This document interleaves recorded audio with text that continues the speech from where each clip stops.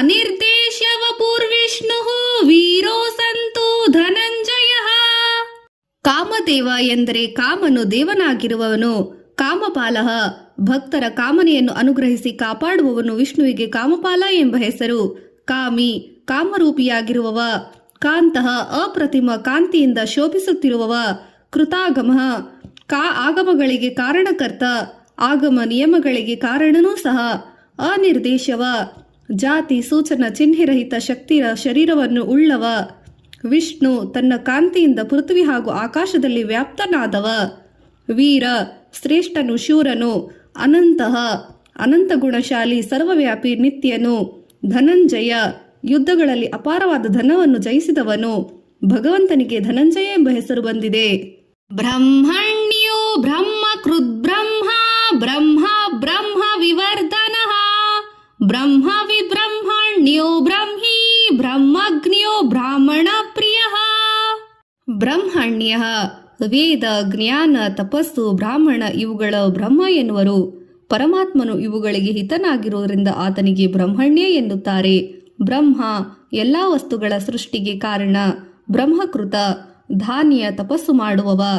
ಬ್ರಹ್ಮ ಸತ್ತಾ ಮಾತ್ರನನು. ತಥಾ ಮನಸ್ಸು ವಚನಗಳಿಗೆ ಅವಿವಿಷಯ ಆತ್ಮ ಸುವೇದ್ಯ ಜ್ಞಾನರೂಪ. ಬ್ರಹ್ಮ ವಿವರ್ಧನ ತಪಸ್ಸು ವರ್ಧಿಸುವವ. ಬ್ರಹ್ಮವಿತ ವೇದ ಹಾಗೂ ತತ್ವವನ್ನು ತಿಳಿದವ. ಬ್ರಹ್ಮಿ ತತ್ವಗಳನ್ನು ತಿಳಿದವ. ಬ್ರಾಹ್ಮಣ ವೇದಗಳ ಪ್ರವರ್ತಕ. ಬ್ರಹ್ಮಜ್ಞ ಜೀವರೂಪದಿಂದ ಬ್ರಹ್ಮವನ್ನು ತಿಳಿದವ.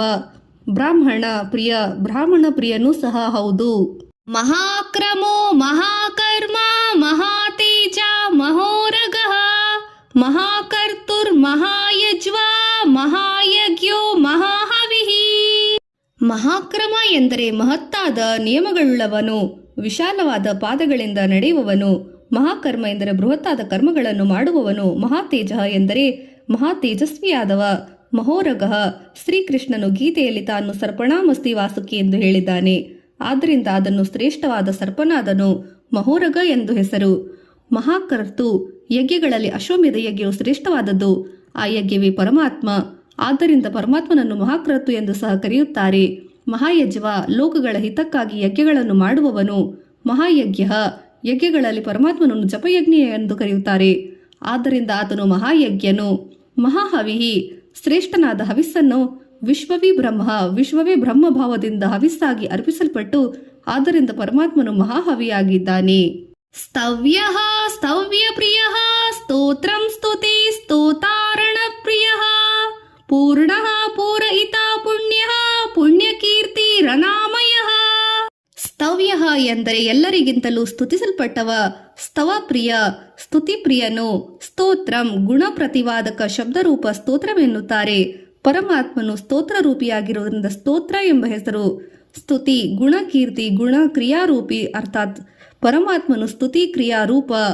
ಸ್ತೋತ ಶ್ರುತಿಕರ್ತನು ಭಗವಂತ ಆಗಿದ್ದಾನೆ. ರಣಪ್ರಿಯ ಪರಮಾತ್ಮನು ಲೋಕರಕ್ಷಣೆಗಾಗಿ ಹೋರಾಡುವುದರಲ್ಲಿ ಉತ್ಸಾಹಿ. ಆದ್ದರಿಂದ ಆತನಿಗೆ ರಣಪ್ರಿಯ ಎಂಬ ಹೆಸರು. ಪೂರ್ಣ ಅನಂತ ಕಲ್ಯಾಣ ಗುಣಗಳನ್ನು ಪರಮಾತ್ಮನು ಪೂರ್ಣನಾಗಿದ್ದಾನೆ. ಆತನಿಗೆ ಪೂರ್ಣ ಎಂಬ ಹೆಸರು. ಪುಣ್ಯಕೀರ್ತಿ ಪರಮಾತ್ಮನು ಕೀರ್ತಿ ಪವಿತ್ರವಾದದ್ದು. ಆತನು ಜೀವಿಗಳಿಗೆ ಪುಣ್ಯದಾಯಕ. ಅನಾಮಯ ಆಂತರಿಕ ಹಾಗೂ ಬಾಹ್ಯ ರೋಗರಹಿತನು. ಮನೋಜವಸ್ತೀರ್ಥಕರೋ ವಸುರೇತ ವಸುಪ್ರದಃ. ವಸುಪ್ರದೋ ವಾಸುದೇವೋ ವಸುರ್ವಸು ಮನಾಹವಿಃ. ಮನೋಜವಂ ಎಂದರೆ ಭಗವಂತನು ಸರ್ವವ್ಯಾಪಿಯಾಗಿರುವುದರಿಂದ ಮನಸ್ಸಿಗೆ ವೇಗಕ್ಕೆ ಸಮಾನವಾದ ವೇಗಯುಕ್ತನಾದ್ದರಿಂದ ಆತನನ್ನು ಮನೋಜ ಎಂದು ಕರೆಯುತ್ತಾರೆ. ತೀರ್ಥಂಕರ ಸರ್ವ ವಿದ್ಯೆಗಳ ಕರ್ತು ವ್ಯಕ್ತರು ಆಗಿರುವ ಪರಮಾತ್ಮ ಆದ್ದರಿಂದ ತೀರ್ಥಂಕರ ಎಂದು ಸ್ತುತಿಸುತ್ತಾರೆ. ವಸುರೇತ ವಸು ಎಂದರೆ ಚಿನ್ನ, ರೇತ ವೀರ್ಯ. ಪರಮಾತ್ಮನು ಸುವರ್ಣ ವೀರ್ಯನಾಗಿದ್ದಾನೆ. ಆದ್ದರಿಂದ ಆತನಿಗೆ ವಸುರೇತ ಎಂಬ ಹೆಸರು. ವಸುಪ್ರದಃ ಭಕ್ತರಿಗೆ ಸುವರ್ಣಾಧಿಕ ಧನಸಂಪತ್ತನ್ನು ಪ್ರಸಾದಿಸುವ ವಸುಪ್ರದ. ವಸುಪ್ರದಃ ಭಕ್ತರಿಗೆ ಮೋಕ್ಷವೆಂಬ ಶ್ರೇಷ್ಠ ಫಲ ನೀಡುವವ. ವಸುದೇವ ವಸುದೇವನ ಮಗ. ವಸುಹು ಸರ್ವತ್ರ ವಾಸವಾಗಿರುವವ ಪರಮಾತ್ಮ. ವಸುಮನಃ ಸರ್ವ ವಸ್ತುಗಳಿಗೆ ಸಮಾನ ರೂಪದಲ್ಲಿ ವಾಸಿಸುವವ. ಹವಿಹಿ ಹವಿಸ್ಸಾಗಿರುವವ. ಹವಿಸ್ಸನ್ನು ಬ್ರಹ್ಮ ಎಂದು ಶ್ರೀಕೃಷ್ಣನು ಹೇಳಿರುವನು. ಸದ್ಗತಿ ಸತ್ಕೃತಿ ಸತ್ತಾ ಸದ್ಭೂತಿ ಸತ್ಪರಾಯಣ ಶೂರಸೇನೋ ಯದುಶ್ರೇಷ್ಠ ಸನ್ನಿವಾಸ ಸುಯಾಮುನಃ. ಸದ್ಗತಿ ಎಂದರೆ ಸಾಧು ಸಂತರಿಗೆ ಪರಮಾತ್ಮನೇ ಗತಿ. ಆದ್ದರಿಂದ ಪರಮಾತ್ಮನಿಗೆ ಸದ್ಗತಿ ಎಂಬ ಹೆಸರು. ಸತ್ತ ವರ್ತಮಾನ ರೂಪಿ ಸಜಾತಿ ವಿಜಾತಿ ಸ್ವಗತಗಳ ಭೇದಗಳನ್ನು ಅನುಭೂತಿಯಾಗಿ ಸತ್ತ ಅನ್ನುವರು. ಎರಡನೆಯಲ್ಲದ್ದು ಅಲ್ಲದೆ ಇರುವುದಕ್ಕೆ ಸತ್ತ ಎಂದು ಹೆಸರು. ಸದ್ಭೂತಿ, ಸತ್ಯ, ಜ್ಞಾನ, ಸೌಂದರ್ಯ ಸ್ವರೂಪಿಯಾದವ. ಸತ್ಪರಾಯಣ, ಸತ್ಪುರುಷರಿಗೆ ಪರಾಯಣ ಅರ್ಥಾತ್ ಅಭಿಷ್ಟನಾದವ. ಶೂರಸೇನ, ಅಸಂಖ್ಯ ಶೂರರಿಂದ ಸೇನೆಯುಳ್ಳವ. ಯದುಶ್ರೇಷ್ಠ, ಯದುವಂಶದಲ್ಲಿ ಶ್ರೇಷ್ಠನಾದವ. ಸನ್ನಿವಾಸ, ಸತ್ಪುರುಷರಿಗೆ ನಿವಾಸ ಸ್ಥಾನ. ಸೂಯಮುನ, ಯಮುನಾ ನದಿಯ ದಡದಲ್ಲಿ ಗೋಪಾಲಕರ ಜೊತೆಯಲ್ಲಿ ನೆಲೆಸಿದವ. ಯಮುನಾ ದಡವನ್ನು ಪವಿತ್ರಗೊಳಿಸಿದವ. ಭೂತಾವಾಸೋ ವಾಸುದೇವೋ ಸರ್ವಾಸು ನಿಲಯೋ ಸನಲಃ. ದರ್ಪಃ ದರ್ಪದೋ ತೃಪ್ತೋ ದುರ್ಧರೋತಾ ಪರಾಜಿತಃ. ಭೂತವಾಸ ಎಂದರೆ ಭೂತಗಳೆಂದರೆ ಜೀವಿಗಳು. ಸರ್ವ ಜೀವಿಗಳನ್ನು ಭಗವಂತನಲ್ಲೇ ಇರುವುದರಿಂದ ಭಗವಂತನು ಭೂತವಾಸ ಎಂಬ ಹೆಸರು ಹೊಂದಿರುವನು. ವಸುದೇವ, ವಸುದೇವರೂಪಿ ವಿಶುದ್ಧಿ ತತ್ವದ ಪ್ರಾಪ್ತಿಯಾದವನು ವಸುದೇವನ ಪುತ್ರ. ಸರ್ವಾಸುನಿಲಯ, ಸಕಲ ಪ್ರಾಣಿಗಳಿಗೆ ಆಶ್ರಯಸ್ಥಾನ. ಅನಲಹ, ಅನಂತವಾದ ಶಕ್ತಿ ಸಂಪತ್ತು ಉಳ್ಳವ. ದರ್ಪಃ, ದುಷ್ಟರ ದರ್ಪವನ್ನು ನಾಶ ಮಾಡುವವ. ದರ್ಪಃ, ಭಕ್ತರಿಲ್ಲದೆ ದರ್ಪವನ್ನು ಅಹಂಕಾರವನ್ನು ಕೊಡುವವ. ಭಕ್ತರಿಗೆ ಸದಹಂಕಾರ ಸ್ವಾಭಿಮಾನ ಕೊಡುವವ. ದೃಪಃ, ಸದಾ ಸಂತುಷ್ಟನಾದವ. ದುರ್ಧರಃ, ಬಹಳ ಕಷ್ಟದಿಂದ ಒಲಿದವ. ಯೋಗಿಗಳನ್ನು ಪರಮಾತ್ಮ ಅನುಗ್ರಹದ ಹಲವು ಜನ್ಮಗಳಲ್ಲಿ ಬಹಳ ಕಷ್ಟದಿಂದ ತಮ್ಮ ಹೃದಯದಲ್ಲಿ ಭಗವಂತನ ಧಾರಣೆ ಮಾಡುವುದವ. ಆದ್ದರಿಂದ ಪರಮಾತ್ಮನು ಧುರಂಧರ ಎಂದು ಕರೆಯುತ್ತಾರೆ. ಅಪರಾಜಿತ, ಆಂತರಿಕ ಬಾಹ್ಯ ಶತ್ರುಗಳನ್ನು ಎಂದೂ ಸೋಲದೆ ಇರದವ. ಇದರಿಂದ ಪರಮಾತ್ಮನಿಗೆ ಅಪರಾಜಿತ ಎಂದು ಕರೆಯುತ್ತಾರೆ. ಭಗವಂತನು ಸದಾ ವಿಜಯಶಾಲಿ ಇರುವುದರಿಂದ ಆತನು ಅಪರಾಜಿತನು. ವಿಶ್ವಮೂರ್ತಿರ್ ಮಹಾಮೂರ್ತಿರ್ ದೀಪ್ತಮೂರ್ತಿರ್ ಮೂರ್ತಿಮಾನ್. ಅನೇಕ ಮೂರ್ತಿರ್ ವ್ಯಕ್ತ ಶತಮೂರ್ತಿ ಶತಾನನಃ. ವಿಶ್ವಮೂರ್ತಿ ಎಂದರೆ ಪರಮಾತ್ಮನು ವಿಶ್ವವ್ಯಾಪಿಯಾಗಿರುವುದರಿಂದ ಆತನು ವಿಶ್ವಮೂರ್ತಿಯಾಗಿದ್ದಾನೆ. ಮಹಾಮೂರ್ತಿ ಸತ್ ಚಿತ್ ಆನಂದ ಲಕ್ಷಣವನ್ನು ಮಹಾಮೂರ್ತಿ. ದೀಪ್ತಮೂರ್ತಿ ಭಗವಂತನು ಜ್ಞಾನರೂಪಿಯಾದ್ದರಿಂದ ಆತನು ದೀಪ್ತಮೂರ್ತಿ ಎಂಬ ಹೆಸರು. ಅಮೂರ್ತಿಮಾನ್, ಒಂದು ನಿರ್ದಿಷ್ಟವಾದ ರೂಪವಿರುವ ಪರಮಾತ್ಮನು ಅಮೂರ್ತಿಮಾನಾಗಿದ್ದಾನೆ. ಅನೇಕ ಮೂರ್ತಿ, ಭಕ್ತರ ಉದ್ಧಾರ ಮಾಡಲು ಅನೇಕ ಮೂರ್ತಿ ರೂಪ ತಾಳುವನು. ಅವ್ಯಕ್ತ, ಅನೇಕ ಅವತಾರಗಳನ್ನು ತಾಳಿದರೆ ಅವ್ಯಕ್ತ ಅದೃಶ್ಯನಾಗಿದ್ದಾನೆ. ಶತಮೂರ್ತಿ, ಅಸಂಖ್ಯಾತ ರೂಪಗಳನ್ನು ತಾಳುವವ. ಶತಾನನ, ಅನಂತ ಮುಖವುಳ್ಳವನು. ಏಕೋನೈಕ ಸವಕ್ಕ ಕಿಂ ಯತ್ಪತ್ಪಾದಮನುಸ್ತಮಃ. ಲೋಕಬಂಧುರ್ಲೋಕನಾಥೋ ಮಾಧವೋ ಭಕ್ತವತ್ಸಲಃ. ಏಕಃ, ಸಜಾತಿಯ ವಿಜಾತಿಯ ಸ್ವಗತ ಭೇದಗಳಿಂದ ರಹಿತನಾಗಿ ಒಬ್ಬನೇ ಇರುವವ. ನೈಕಃ, ಮಾಯೆಯಿಂದ ಅನೇಕ ರೂಪಗಳನ್ನು ತಾಳುವವ. ಸವಃ, ಯಜ್ಞಗಳಲ್ಲಿ ಸೋಮರಸವನ್ನು ಕುಡಿಯುವವ.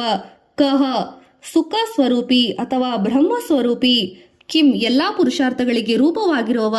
ಯತ, ಭಕ್ತರ ಹಿತ ಸಾಧನೆಗಾಗಿ ಸರ್ವತ್ರ ಹೋಗುವವ. ತತ, ಅನೇಕ ಪ್ರಕಾರಗಳಲ್ಲಿ ಲೀಲೆಯುಂಟು ಮಾಡುವವ.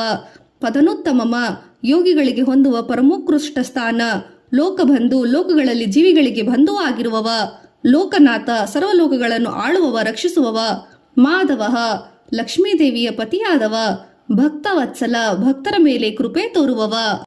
ಸುವರ್ಣವರ್ಣೋ ಹೇಮಾಂಗೋ ವರಾಂಗಶ್ಚಂದನಾಂಗದಿ. ವೀರಃ ವಿಷಮ ಶೂನ್ಯೋ ಘೃತಾಶಿರಶ್ಚಲಶ್ಚಲಃ. ಸುವರ್ಣವರ್ಣ ಎಂದರೆ ಬಂಗಾರದ ವರ್ಣದ ಶರೀರಧಾರಿಯಾಗಿರುವವ. ಹೇಮಾಂಗ, ಚಿನ್ನದಂತೆ ಶರೀರವುಳ್ಳ ಪರಮಾತ್ಮ. ವರಾಂಗ, ಶ್ರೇಷ್ಠವಾದ ಅಂಗಗಳುಳ್ಳವ. ಚಂದನಾಂಗದಿ, ಚಂದನ ಮತ್ತು ಅಂಗದ ಅರ್ಥಾತ್ ಕೇಯೂರಗಳನ್ನು ಧರಿಸಿದವ. ವೀರಃ, ಧರ್ಮರಕ್ಷಣೆಗಾಗಿ ಅಸುರ ವೀರರನ್ನು ನಾಶ ಮಾಡುವವ. ಶೂನ್ಯ, ಯಾವುದೇ ಮಮಕಾರ ವಿಕಾರಗಳಿಗೆ ಶೂನ್ಯದಂತ ಇರುವವನು ಪರಮಾತ್ಮ. ಆದ್ದರಿಂದ ಈತನಿಗೆ ಶೂನ್ಯನೆಂಬ ಹೆಸರು. ವಿಷಮ, ಪರಮಾತ್ಮನಿಗೆ ಸಮಾನನಾದವರು ಯಾರೂ ಇಲ್ಲದ ಕಾರಣ ಆತನನ್ನು ವಿಷಮ ಎಂದು ಕರೆಯುತ್ತಾರೆ. ಘೃತಾಂಶಿ, ಭಗವಂತನಿಗೆ ಯಾವುದೇ ಆಸೆಗಳಿಲ್ಲ, ಆದ್ದರಿಂದ ಆತನಿಗೆ ಘೃತಾಂಶಿ ಎಂಬ ಹೆಸರು. ಅಚಲಃ, ತನ್ನ ಸ್ವರೂಪ ಜ್ಞಾನಾದಿ ಗುಣಗಳಿಂದ ಬದಲಾಗದವನು. ಪರಮಾತ್ಮನು ಅಚಲಃ. ಚಲಃ, ವಾಯುರೂಪಿಯಾಗಿ ಚಲಿಸುವುದರಿಂದ ಪರಮಾತ್ಮನು ಚಲನು. ಅಮಾನಿ ಮಾನದೋ ಮಾನ್ಯೋ ಲೋಕಸಾಮಿ ತ್ರಿಲೋಕಧೃತ. ಸುಮೇಧಾ ಮೇಧಜೋ ಧನ್ಯಃ ಸತ್ಯಮೇಧಾ ಧರಾಧರಃ. ಅಮಾನಿ ಎಂದರೆ ನಿರ್ಮಲವಾದ ಜ್ಞಾನರೂಪಿಯಾದ ಭಗವಂತನಿಗೆ ಅಹಂ ಇಲ್ಲದಿರುವುದರಿಂದ ಆತನು ಅಮಾನಿ ಎನಿಸುತ್ತಾನೆ. ಮಾನದಃ ಸರ್ವರಿಗೂ ಆತ್ಮಾಭಿಮಾನ ಉಂಟು ಮಾಡುವವ, ಮಾನ್ಯ ಸರ್ವರಿಂದಲೂ ಪೂಜಿಸಲ್ಪಡುವವ, ಲೋಕಸ್ವಾಮಿ ಎಲ್ಲ ಲೋಕಗಳಿಗೂ ವ್ಯಾಪಿಸಿರುವವ, ಮೂರು ಲೋಕಗಳನ್ನು ಧರಿಸಿದವ, ಸುಮೇಧ ಅತಿಶಯವಾದ ಮೇಧಾಶಕ್ತಿಯುಳ್ಳವ, ಮೇಧಜಃ ಯಜ್ಞದಲ್ಲಿ ಜನಿಸಿದವ, ಧನ್ಯ ಸಾರ್ಥಕತೆ ಕೃತಾರ್ಥ, ಸತ್ಯಮೇಧ ಸತ್ಯವಾದ ಪ್ರಜ್ಞೆಯುಳ್ಳವ, ಧರಾಂಧರ ಶೇಷನಾಗದ ರೂಪದಲ್ಲಿ ಭೂಮಿಯನ್ನು ಧಾರಣೆ ಮಾಡಿದವ, ತೇಜೋ ವೃಷೋ ದ್ಯುತಿಧರ ಸರ್ವಶಸ್ತ್ರ ಭೃತಾವರಃ, ಪ್ರಗ್ರಹೋ ನಿಗ್ರಹೋ ವ್ಯಗ್ರೋ ನೈಕ ಶೃಂಗೋ ಗದಾಗ್ರಜಃ. ತೇಜೋ ವೃಷ ಎಂದರೆ ಸೂರ್ಯನ ರೂಪದಲ್ಲಿ ಮಳೆಯನ್ನು ಸುರಿಸುವವ, ದ್ಯುತಿಧರ ಶ್ರೇಷ್ಠ ಕಾಂತಿಯನ್ನು ಧರಿಸಿದವ, ಸರ್ವಶಸ್ತ್ರ ಭೃತಾಂವರ ಸಮಸ್ತ ಶಸ್ತ್ರಧಾರಿಯಾಗಿ ಶ್ರೇಷ್ಠನಾದವ, ಪ್ರಗ್ರಹ ಭಕ್ತರು ಮಾಡುವ ಪೂಜೆಗಳನ್ನು ಸರಿಯಾದ ರೀತಿಯಲ್ಲಿ ಸ್ವೀಕರಿಸುವವ, ನಿಗ್ರಹ ಎಲ್ಲವನ್ನು ಸ್ವಾಧೀನಪಡಿಸಿಕೊಂಡು ನಿಗ್ರಹಿಸುವವ, ವ್ಯಗ್ರಹ ಭಕ್ತರು ಬಯಸಿದ್ದನ್ನು ಪ್ರದಾಸಿಸುವ ಸದಾ ಮಗ್ನನಾಗಿರುವವ, ನೈಕ ಶೃಂಗ ಅನೇಕ ಕೊಂಬುಗಳುಳ್ಳ ಗದಾಗ್ರಜ ಗದನೆಂಬುವನು ಶ್ರೀಕೃಷ್ಣನ ತಮ್ಮನು, ಅವನಿಗಿಂತ ಮೊದಲು ಜನಿಸಿದವ, ಆದ್ದರಿಂದ ಶ್ರೀಕೃಷ್ಣನು ಗದಾಗ್ರಜನು.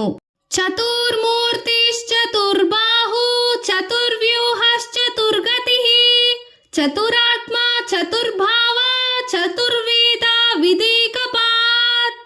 ಚತುರ್ಮೂರ್ತಿ ಎಂದರೆ ಭಗವಂತನಿಗೆ ವಿರಾಟ, ಸೂತ್ರಾತ್ಮ, ಅವ್ಯಾಕೃತ ಹಾಗೂ ತುರಿತಯ ಎಂಬ 4 ರೂಪಗಳಿವೆ. ಆದ್ದರಿಂದ ಆತನಿಗೆ ಚತುರ್ಮೂರ್ತಿ ಎಂಬ ಹೆಸರು. ಚತುರ್ಬಾಹು ಶಂಖ ಚಕ್ರ ಗದಾ ಪದ್ಮಗಳನ್ನು ಹಿಡಿದಿರುವ 4 ಬಾಹುಗಳುಳ್ಳವ, ಚತುರ್ವ್ಯೂಹ 4 ವ್ಯೂಹಗಳುಳ್ಳವ. ಭಗವಂತನಿಗೆ ಶರೀರ, ಪುರುಷ, ಚಂದಪುರುಷ, ವೇದಪುರುಷ, ಮಹಾಪುರುಷ ಎಂಬ 4 ವ್ಯೂಹಗಳಿಂದ ಚತುರ್ವ್ಯೂಹ. ಚತುರ್ಗತಿ ಪರಮಾತ್ಮನು 4 ವರ್ಣಗಳಿಂದ 4 ಆಶ್ರಯಗಳಿಗೆ ಗತಿಯಾಗಿರುವುದರಿಂದ ಆತನು ಚತುರ್ಗತಿ. ಚತುರಾತ್ಮ ಚುರುಕಾದ ಮನಸ್ಸುಳ್ಳವ, ಮನಸ್ಸು, ಬುದ್ಧಿ, ಚಿತ್ತ, ಅಹಂಕಾರ ಅಂತರಂಗವುಳ್ಳವ, ಅಂತಃಕರಣ ಉಳ್ಳವನು, ರಾಗ ದ್ವೇಷ ರಹಿತನು, ಆತನಿಗೆ ಚತುರಾತ್ಮ ಎಂಬ ಹೆಸರು. ಚತುರ್ಭಾವ ಧರ್ಮ ಅರ್ಥ ಕಾಮ ಮೋಕ್ಷ 4 ಪುರುಷಾರ್ಥಗಳನ್ನು ರಚಿಸಿದವ. ಚತುರ್ವೇದ 4 ವೇದಗಳ ಬಲ್ಲ ಜ್ಞಾನಿ. ಏಕಪಾತ ಜಗತ್ರೂಪಿಯಾದ ಒಂದೇ ಪಾದಗಳುಳ್ಳವ. ಸಮಾವರ್ತೋ ಸ ನಿವೃತ್ತಾತ್ಮ ದುರ್ಜಯೋ ದುರತಿಕ್ರಮಃ ದುರ್ಲಭೋ ದುರ್ಮೋ ದುರ್ಗೋ ದುರಾವಾಸೋ ದುರಾರಿಹ. ಸಮಾವರ್ತ ಎಂದರೆ ಸಂಸಾರ ಚಕ್ರವನ್ನು ಒಂದು ಕ್ರಮದಲ್ಲಿ ತಿರುಗಿಸುವವ, ಅನಿವೃತ್ತಾತ್ಮ ಸರ್ವವ್ಯಾಪಿಯಾಗಿರುವವ ಅಥವಾ ವಿಷಯ ಸುಖದ ಕಡೆಗೆ ಮನಸ್ಸಿರದವ, ದುರ್ಜಯ ಜಯಿಸಲು ಅಸಾಧ್ಯವಾದವ, ದುರಿತ ಕ್ರಮ ಸರ್ವರು ಪರಮಾತ್ಮನ ಅಧೀನವಾದದ್ದರಿಂದ ಆತನು ಆಜ್ಞೆ ಮೀರುವುದವರು ಯಾರೂ ಇಲ್ಲ.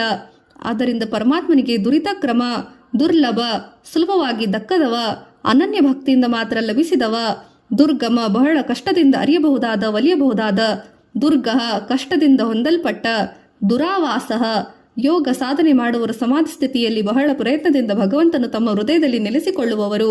ಆದ್ದರಿಂದ ಭಗವಂತನಿಗೆ ದುರಾವಾಸಿ ಎಂಬ ಹೆಸರು. ದುರಾರಿಹ ದುಷ್ಟ ಶತ್ರುಗಳನ್ನು ಸಂಹರಿಸುವವ. ಶುಭಾಂಗೋ ಲೋಕ ಸಾರಂಗೋ ಸುತಂತುಸ್ತು ವರ್ಧನಃ ಇಂದ್ರಕರ್ಮ ಮಹಾಕರ್ಮ ಕೃತಕರ್ಮ ಕೃತಾಗಮಃ. ಶುಭಾಂಗ ಎಂದರೆ ಶುಭ ಲಕ್ಷಣಗಳಿಂದ ಕೂಡಿದ ಅಂಗಾಂಗಗಳುಳ್ಳ ಸುಂದರ ಸ್ವರೂಪಿ. ಲೋಕಸಾರಂಗ ಎಂದರೆ ಲೋಕ ಸರ್ವಲೋಕಗಳ ಸಾರ ಓಂಕಾರ. ಪರಮಾತ್ಮನು ಓಂಕಾರದಿಂದ ಅರಿಯಲ್ಪಡುವುದರಿಂದ ಆತನನ್ನು ಲೋಕಸಾರಂಗ ಎಂದು ಕರೆಯುತ್ತಾರೆ.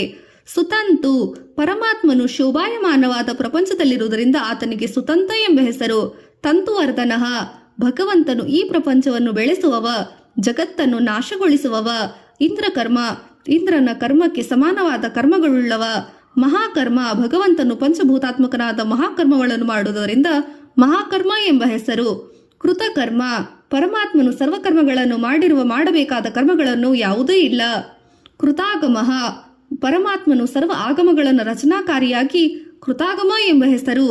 ಉದ್ಭವ ಸುಂದರ ಸುಂದೋ ರತ್ನನಾಭ ಸುಲೋಚನಃ ಅಕ್ರೋವಾಜ ಸನಶೃಂಗಿ ಜಯಂತಃ ಸರ್ವವಿಜಯೀ. ಉದ್ಭವ ಎಂದರೆ ಸ್ವ ಇಚ್ಛೆಯಿಂದ ಅವತಾರ ತಾಳುವವ. ಸುಂದರ ಎಂದರೆ ಅತಿಶಯವಾದ ಸೌಂದರ್ಯವುಳ್ಳವ. ಸುಂದರ ಎಂದರೆ ಕರುಣಾಮಯಿ, ಭಕ್ತರ ದುಃಖಗಳಿಗೆ ಕರಗುವವ.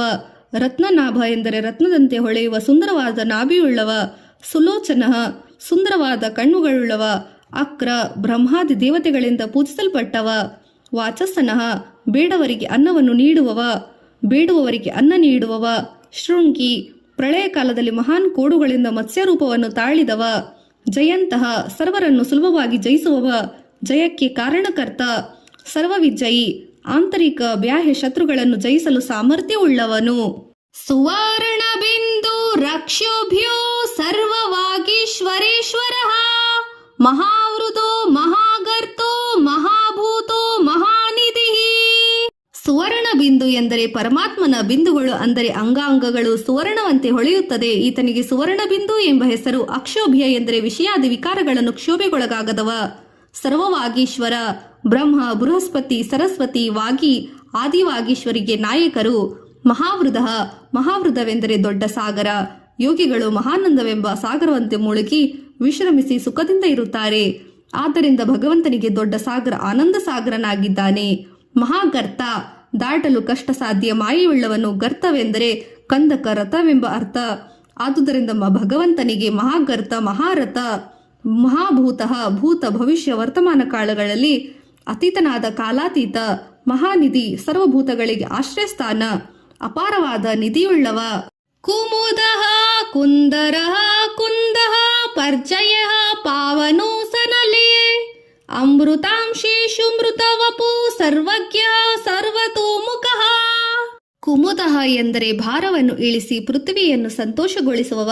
ಕುಂದರಃ ಎಂದರೆ ಮಲ್ಲಿಗೆಯ ಹೂವಿಗೆ ಸಮಾನವಾದ ಸ್ವಚ್ಛ ಫಲವನ್ನು ಕೊಡುವವ. ಕುಂದಃ ಎಂದರೆ ಮಲ್ಲಿಗೆ ಹೂವಿನ ಹಾರವನ್ನು ಧರಿಸಿದವ. ಪರ್ಜನ್ಯ ಎಂದರೆ ಮೇಘಗಳ ರೀತಿಯಲ್ಲಿ ತಾಪವನ್ನು ನಾಶ ಮಾಡುವವ. ಪಾವನಃ ಎಂದರೆ ಸ್ಮರಣೆ ಮಾತ್ರದಿಂದ ಭಕ್ತರನ್ನು ಪವಿತ್ರಗೊಳಿಸುವವ. ಅನಿಲಃ ಪ್ರಚೋದನಾರಹಿತ ಅಂದರೆ ಪ್ರಚೋದಕರಿಲ್ಲದವರು, ಸ್ವಪ್ರಚೋದಿತ.